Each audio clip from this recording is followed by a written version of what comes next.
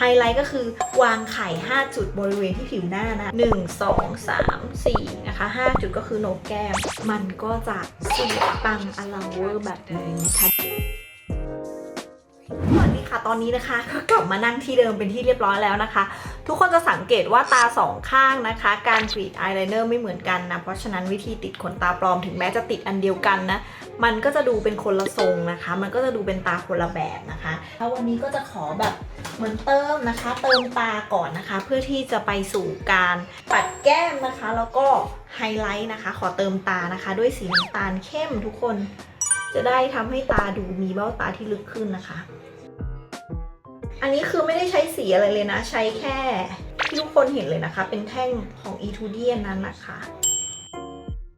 ใช้แค่นี้เองทุกคนจริงๆแค่เติมอายแชโดว์สีน้ำตาลเข้มตาเราก็ดูแบบดูโตขึ้นนะคะพอเติมน้ำตาลเข้มแล้วทุกคนรู้สึกว่าแบบดูชัดขึ้นเนาะถ้าตาข้างที่กรีดอายไลเนอร์ใหญ่ๆเนี่ยมันก็จะดูแบบตายาวนะคะแต่ว่าถ้าข้างที่เรากรีดอายไลเนอร์เส้นเล็กแล้วเราแต่งตาเนี่ยนะคะมันก็จะทำให้เราดูแบบเหมือนตาเราโตขึ้นนะคะเพราะฉะนั้นแล้วเนี่ยขึ้นอยู่กับเราเลยนะว่าเราจะดีไซน์แบบไหนนะคะให้ตาเราออกมาเป็นแบบที่เราต้องการนะนี่เจ๊จะเปลี่ยนนิดนึงจากนั้นนะคะเราก็จะมาทำการปัดแก้มกันนะทุกคนก่อนจะไปปัดแก้มนะคะอยากจะให้ทุกคนเนี่ยใช้แปรงปัดแป้งนะคะปัดที่หน้าสักรอบนึงเพื่อล้างเอาเครื่องสำอางต่างๆออกนะคะแล้วเมื่อกี้ก็เอาคัตเติ้ลบัดเก็บบริเวณใต้ตาเรียบร้อยแล้วที่เลอะนะคะหลังจากนั้นเราก็จะปัดแก้มนะคะด้วยสีชมพูอ่อนๆชมพูอมแดงแบบนี้ก็ได้นะคะแล้วก็ปัดเบาๆก็จะใช้แปรงนะคะปัดแก้มแบบแบนๆแบบนี้นะคะค่อยๆปัดเลยทุกคน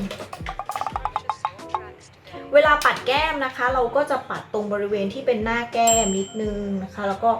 โหนกนิดหน่อยเพื่อทำให้หน้าเราดูแบบสดชื่นมากขึ้นนะคะเห็นไหมแต่เราจะไม่ปัดให้มันต่ำกว่าจมูกนะทุกคนเพราะถ้าเราปัดต่ำกว่าจมูกอะเราก็จะดูแบบมีอายุนะคะแล้วก็อาจจะมีปัดแบบบริเวณอื่นนิดนึงเพื่อเพิ่มความชุ่มชื่นให้กับผิวหน้าอันนี้คือปัดแก้มนะคะก็คืออยากให้แบบดูมีเลือดฝาดอะไรเงี้ยเราก็สามารถปัดบริเวณอื่นได้นะคะแต่นี่คือจะปัดแบบไม่เยอะตรงบริเวณแก้มแถวนี้พอนะคะ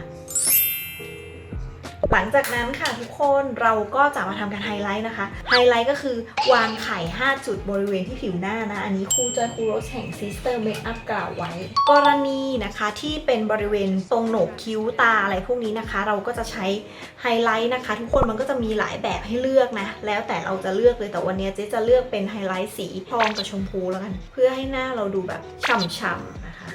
หัวตาเนี่ยเป็นจุดสำคัญที่สุดนะคะที่จะทำให้เราดูแบบเฮ้ยสวยอะไรเงี้ยนะหัวตานะคะแล้วก็โหนกคิ้วนะคะถามว่าถ้าไม่ใช้ไฮไลท์เราใช้แป้งสีสว่างสุดได้ไหมได้นะคะกรณีที่เราต้องการแต่งแบบเรียบๆแต่งแบบว่าไม่ต้องการความชิมเมอร์อะไรอย่างนี้นะคะก็สามารถทำได้นะคะแล้วก็ตรงบริเวณสันจมูกนะคะตรงนี้นะคะตรงจมูกตรงนี้นิดนึงเพื่อเพิ่มความพุ่งเห็นไหมคะแล้วก็ตรงมุมปากนะคะหลังจากนั้นเนี่ยเราก็จะมาปัดตรงบริเวณโหนกแก้มนะคะสังเกตนะ1จุดแล้วนะ2จุดก็คือคิ้วนะคะ3จุดก็คือปากใช่ไหมคะ1 2 3 4นะคะ5จุดก็คือโหนกแก้มใช้แปรงนะคะแต้มๆไปตรงบริเวณสีที่เราชอบนะเจ๊ก็แต้มๆไปแล้วกันแนะนำให้ซื้อไฮไลท์ที่เป็นสีเนื้อครีมก่อนทุกคนมันจะใช้ง่ายนะคะอย่าเพิ่งใช้ไฮไลท์ที่มันหวือหวามากเพราะว่าบางทีมันอาจจะแบบหวือหวาเกินไปสำหรับเราอะไรเงี้ยตรงนี้นะคะโหนกแก้ม2จุดนะคะแล้วก็อาจจะมีคางผ่านนิดนึงผ่านนิดนึงแค่นั้นเอง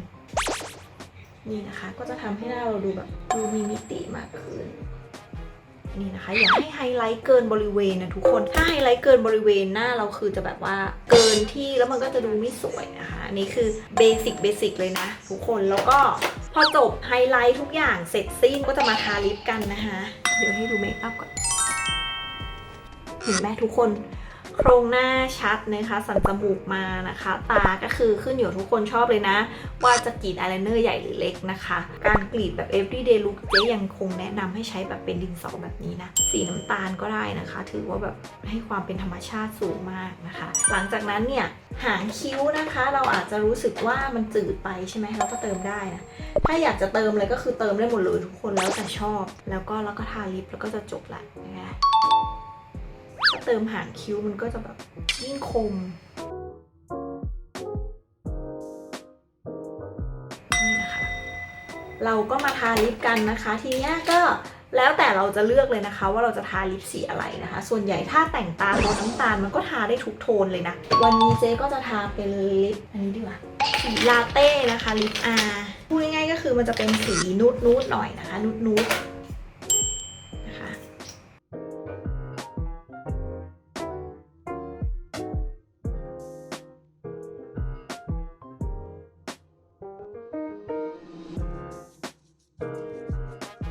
เจ๊ว่าโทนนี้คือสวยเลยนะสีลาเต้เบอร์102นะคะเจ๊ไม่แน่ใจว่าของรีสต็อกหรือยังแต่คือสีสวยมากแล้วถ้าเราต้องการให้แบบปากมันมีความแบบฉ่ำๆนิดนึงเราสามารถที่จะเติมพวกแบบอันนี้มันเป็นลิปแมทเนาะแต่ถ้าเราเติมพวกตระกูลแบบลิปกลอสลงไปนะคะกลางปากนิดนึงมันก็จะสวยปังอลังเวอร์แบบนี้นะคะเดี๋ยวแม่พาไปดู finish look นะคะ